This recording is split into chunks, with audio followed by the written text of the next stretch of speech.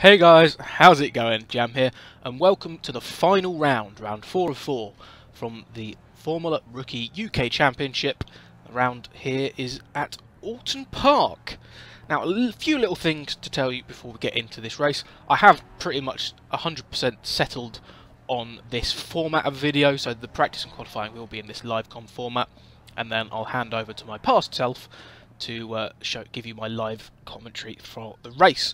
Also, I've turned the AI difficulty back up to 100, turning it down for Snetterton turned out to be a little bit too easy, so it's back up to the 100 difficulty that we saw at Donington, which was certainly a tricky race.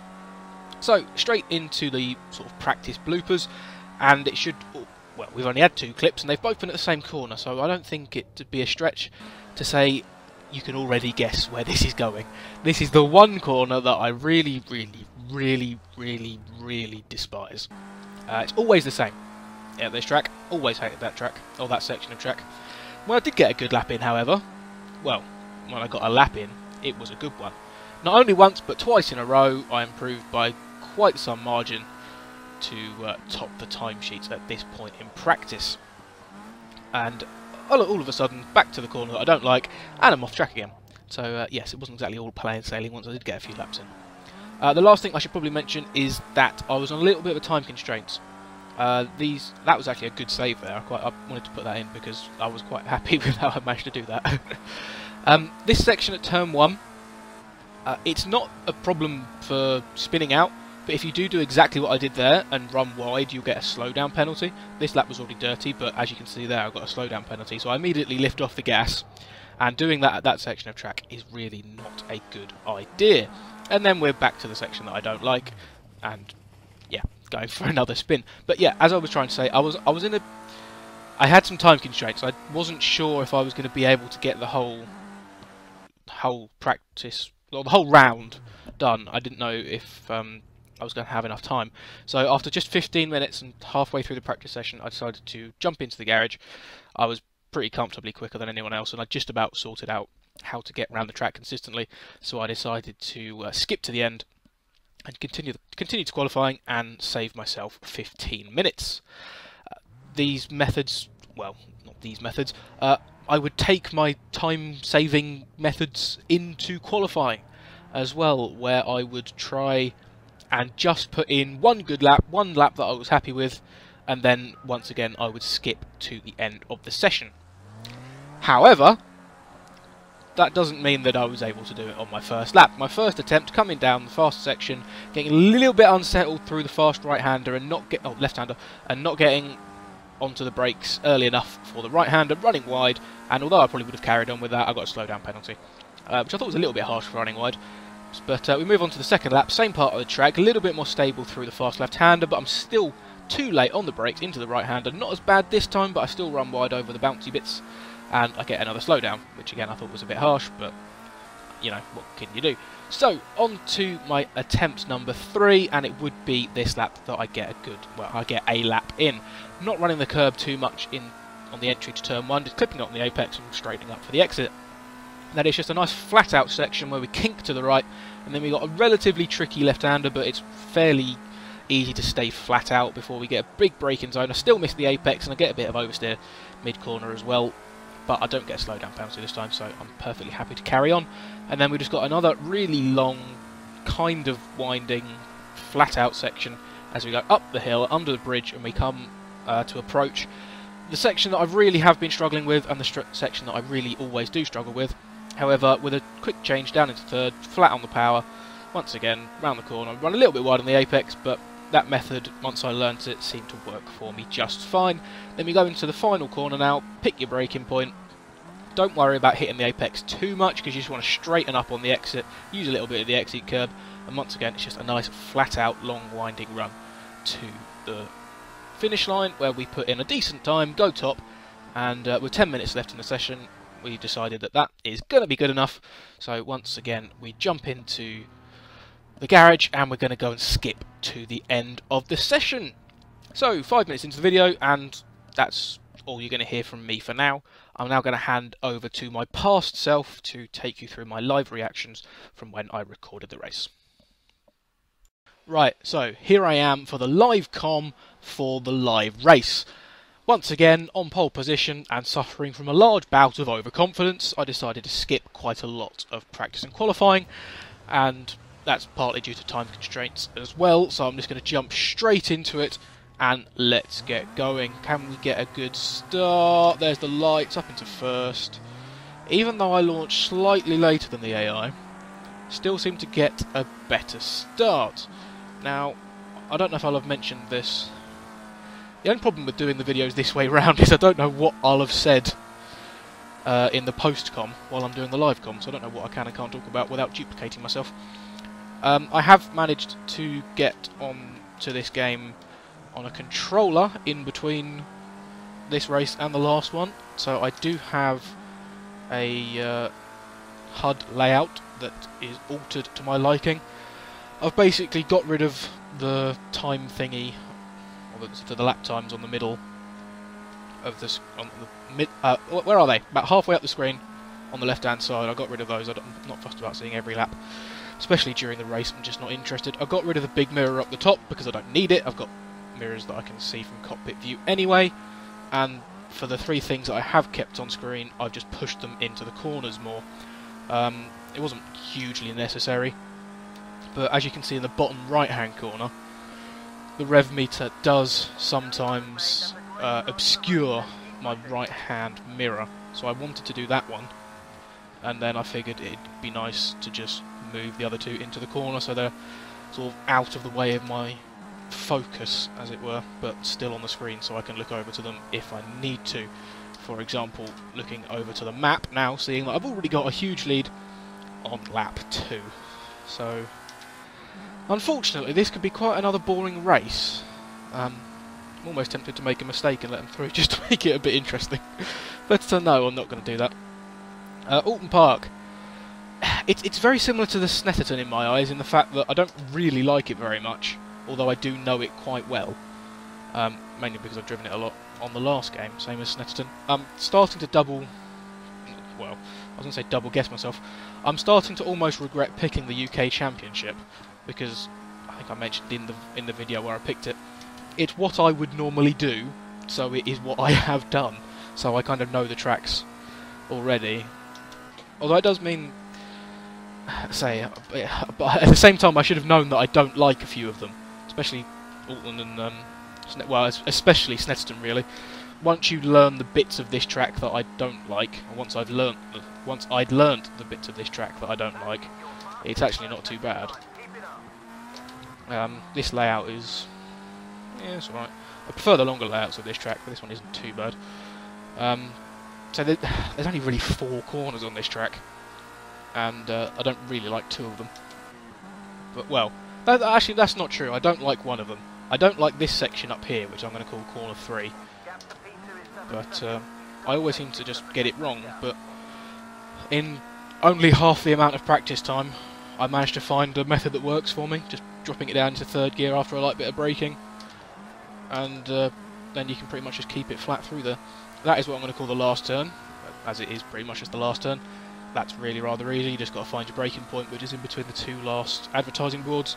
Turn 1's somewhat tricky, but not for what you think. You can pick a couple of different lines through it on different braking points.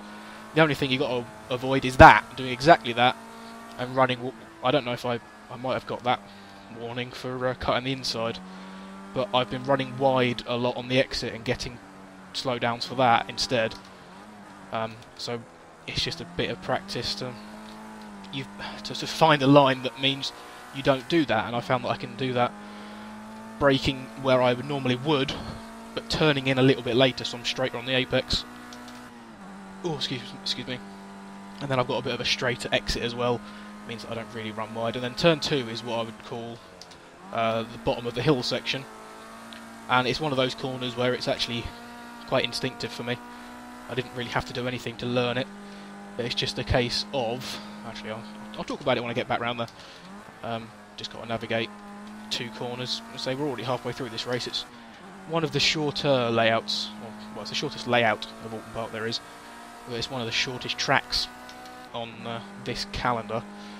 So yeah, for here we've got to just, if I just turn in a little bit later, try and not get the oversteer, and that is a really bad example of what I was talking about turn 1. But this next section, I mean, there's a couple of corners here, but they're not really corners. You just kink right flat out, kink left flat out, and then as soon as you straighten up, you hit the brakes, and it leaves you perfectly to that right-hand corner. So, and I literally did that on my out lap on my first bit of practice, and I haven't had to change anything. I've learnt that I can brake a little bit later than I initially did, but given the pace advantage I've got over the AI, I don't really need to, because all I'm going to do is risk running wide on the exit, getting a slowdown penalty or something, and it's just going to cost me time, so I can just take it a little bit more conservatively. Not perhaps race at my ultimate pace, but I'm still going to beat AI easily. And speaking of the AI, I have turned them up from the last race at Snetterton. So, just to give you a brief overview of what I have done with the AI, it started out on 60. And before I even drove anything on this game, I thought, no, I think I'm going to be quicker than that. I backed myself, so I bumped it right up to 80.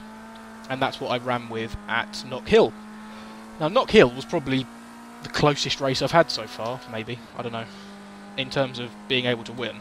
But at the same time, that is because I made quite a huge mistake and I had a bad start. So I decided to turn the AI up.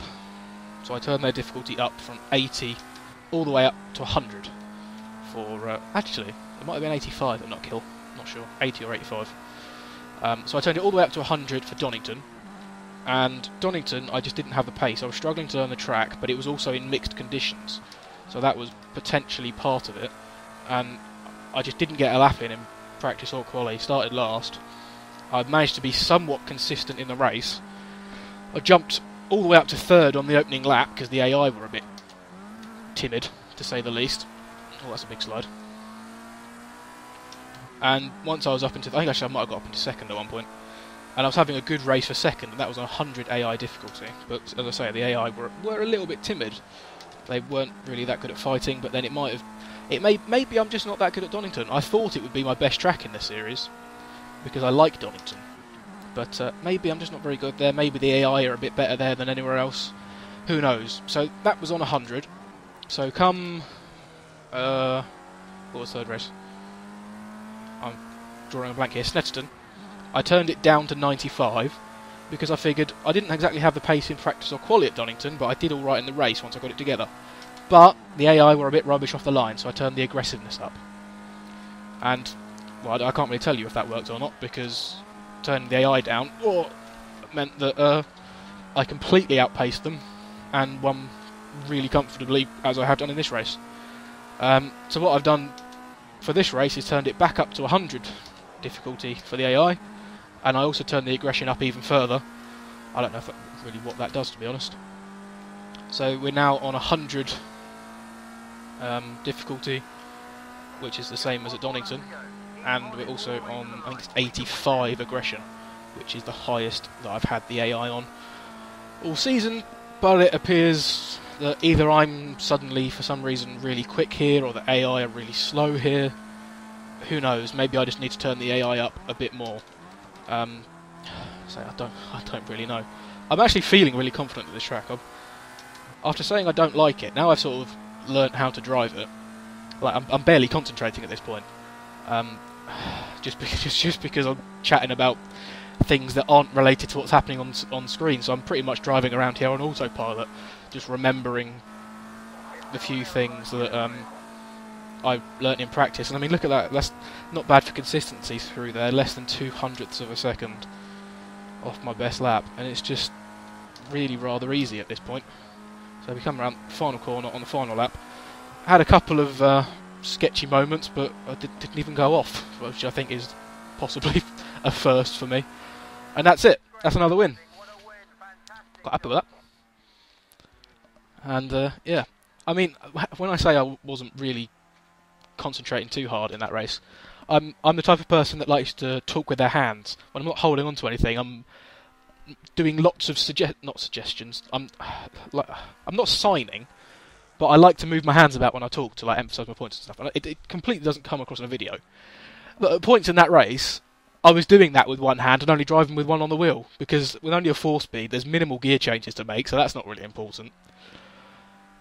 So yeah, I mean, I was running around at 105, low 105s, say mid 105s. I think it felt pretty consistent.